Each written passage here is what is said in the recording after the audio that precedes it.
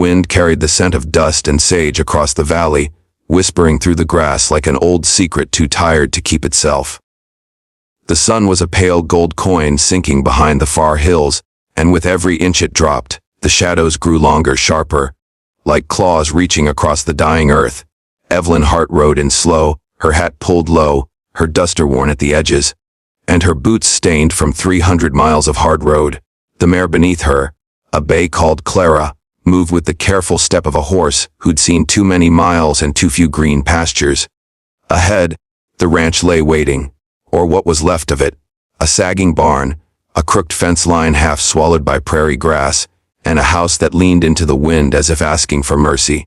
A single crow perched on the chimney, watching her with the suspicion only crows and old men carry. Evelyn reined in. The creak of the leather saddle was the only sound for miles. She dismounted, boots hitting the ground with a dull thud, and walked to the porch. The steps groaned under her weight. The door swung open at her touch, unlocked unwanted. Inside, dust motes danced in the dying light. It was hers. Bought for $1, a single tarnished coin and a signature in a dry county courthouse 2 days back. The clerk had looked at her like she was crazy. Maybe she was. The property had been abandoned for 7 years, ever since the Calder brothers vanished. Rumor said they'd gotten in bad with the wrong kind of men and ended up buried somewhere out near Dead Horse Gulch.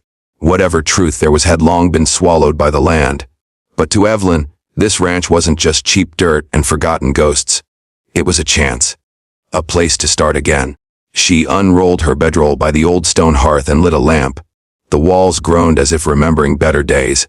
Outside, coyotes began to sing. She sat by the fire with her hands wrapped around a tin mug of coffee, staring into the flames like they might answer the questions she didn't want to say out loud. Her father's voice drifted back to her memory. The West don't forgive easy Evie. You want to make it out here. You best be made of tougher stuff than what it throws at you. He'd died somewhere east of here, 3 years back. Pneumonia took him before the thaw. She hadn't cried.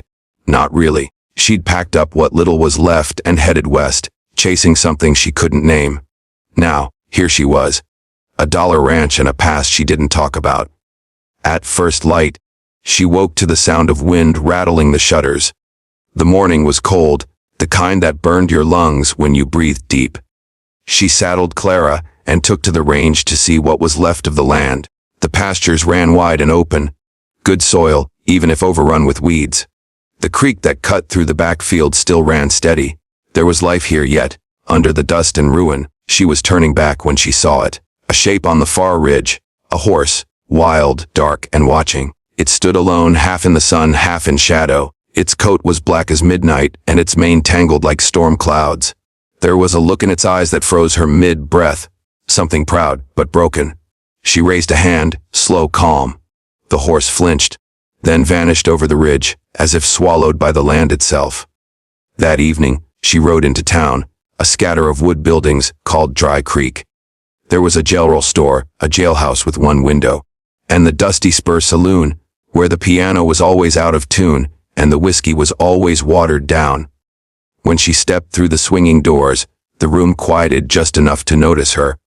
A woman traveling alone was still enough to stir curiosity. Behind the bar stood Sheriff Tom Calder, broad-shouldered, late 40s, gray creeping into his beard. He looked her over like he was seeing a ghost. "Well, I'll be damned," he muttered. "You're the one who bought the old Hartley place." "Name's Evelyn Hart," she said. "Wes, that makes me your new neighbor." "Neighbor's a generous word," he replied, pouring 2 drinks. "Ain't much out there but dust and coyotes. You sure you want to make that your home?" "Already did." She took the glass, sipped. The burn was familiar. He studied her a moment longer. "You hear the stories about that land?" "I heard plenty." "You know what you're sitting on." "Folks say that place is cursed. Men go out there, don't come back. Horses too." Evelyn set her glass down. "Maybe the land just needs someone who ain't scared of ghosts." Sheriff Calder gave a half smile. "You sound like my brother used to." She looked up. "Your brother?" He nodded. "Jack Calder. He and I owned that ranch once. Till he went missing."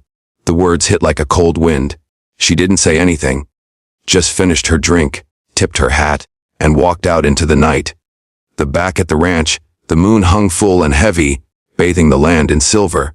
She led Clara into the barn, spreading hay that smelled faintly of rot and old wood. That's when she heard it, a soft whinny from outside. Evelyn froze. She stepped to the door, lamp in hand, and there he was again. The black horse, standing in the yard, head lowered, watching her through the lamplight. He looked worse up close, ribs showing, patches of dried mud clinging to his coat, a thin scar tracing his flank. But those eyes sharp, dark, and filled with a kind of pain that spoke louder than words. She took a careful step forward. "It's all right?" she murmured. "Ain't no harm in lookin', is there?" The horse snorted, pawed the dirt. Another step. "Easy now." The wind carried the sound of something metallic, an old, rusted bell hanging near the fence line. It swayed gently as if stirred by invisible hands. The horse's ears flicked toward it. Then, without warning, he turned and bolted into the dark. Evelyn stood there, heart pounding, watching the shadow vanish across the plains. For days, she saw signs of him, hoofprints by the creek, chewed grass near the barn, a dark figure on the horizon at dusk. He was watching her, always at a distance, and every time she got close, he disappeared like smoke. Something about it gnawed at her. Not fear, something else. Something like recognition. One evening, a storm rolled in from the west, black clouds bruising the sky, thunder growling across the plains.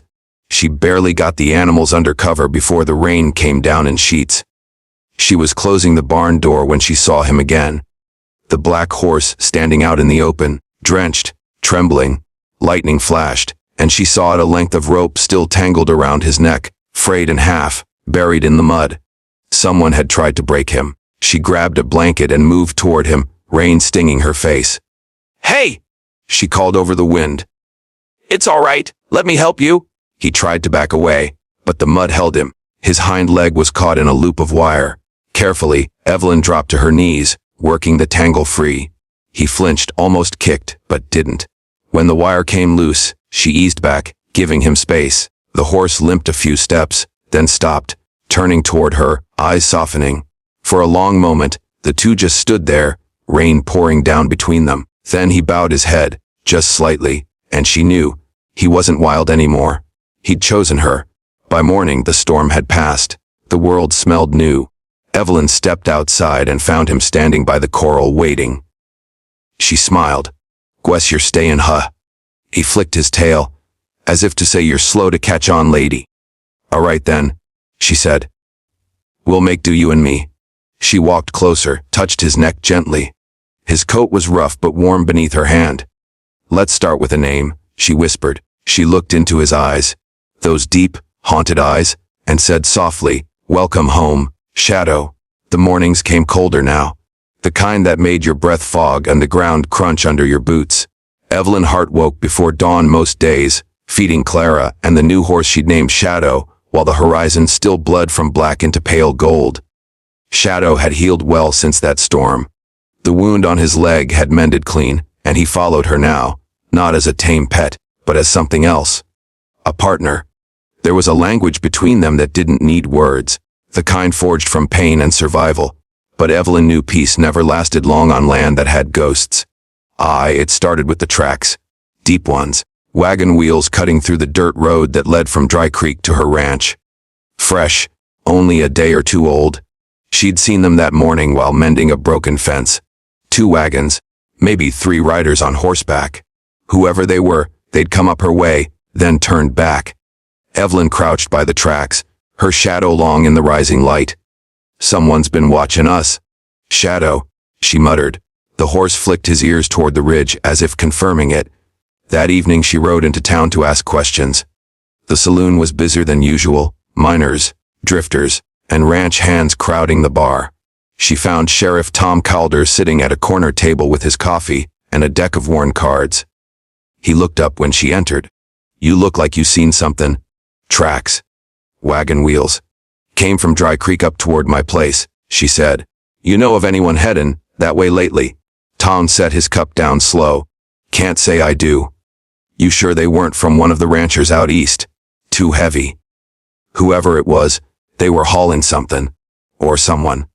That made him sit straighter. What are you thinking, Miss Hart? She hesitated. I'm thinking your brother's name keeps coming up more than I like. The sheriff's face changed, like a door quietly shutting. Jack's been gone 7 years. Let the dead rest. Maybe the dead ain't restin', she said. A long silence followed, broken only by the creak of a ceiling fan and the faint ring of a spittoon lid. Then Tom leaned forward. If someone's riding up your way, you come tell me first. You hear? I can handle myself. Didn't say you couldn't. Just don't make it harder than it has to be. Evelyn tipped her hat. I'll keep that in mind, Sheriff. Back at the ranch that night, the wind carried a strange sound, the distant rumble of hooves. Shadow's head shot up, nostrils flaring. Evelyn stepped out onto the porch, rifle in hand. The moon was high, white as bone. She scanned the hills, nothing but darkness and whispering grass, but the feeling stayed, that heavy, watched feeling. The next morning, she found her fence cut clean through. And hoofprints. Fresh ones. Whoever had been there had come close enough to the barn. She followed the trail as far as the creek before it vanished into the rocks. By noon, she'd decided she needed answers. There was one man in Dry Creek who knew everything that moved through that county, Silas Boone, the saloon keeper and black market trader who sold whiskey, guns, and information in equal measure.